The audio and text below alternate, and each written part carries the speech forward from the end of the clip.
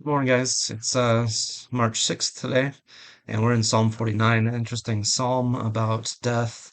And we are certainly familiar with the idea that you can't take it with you, and that's kind of what this psalm is about.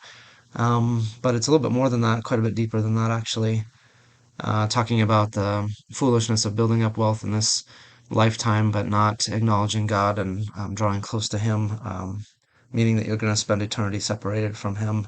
And there's a lot of stark imagery in here about graves that are the eternal homes of those who are separated from God. And it's really all about the negative side. There's not much to be said here in this psalm, at least, about the positive side. I think it's meant to encourage people who are living righteously and not seeing the wealth and worldly success that the rich might have. But the last verse of the psalm says, "People who have wealth but lack understanding are like the beasts that perish."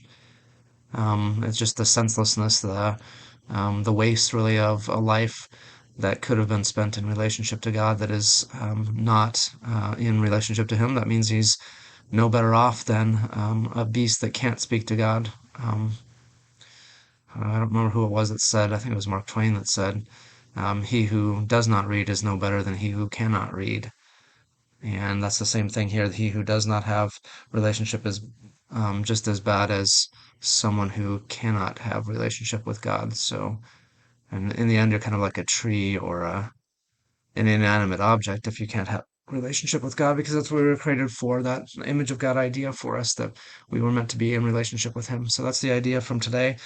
Something to think about certainly from this psalm is the fruitlessness, the vanity of living apart from Him, and something that I think we can, as believers, take as um, a sign for us to be compassionate on those who yet don't know yet God and who would need to know Him, so that we might see them as desperately in need, wasting their lives with Him, without Him, apart from Him.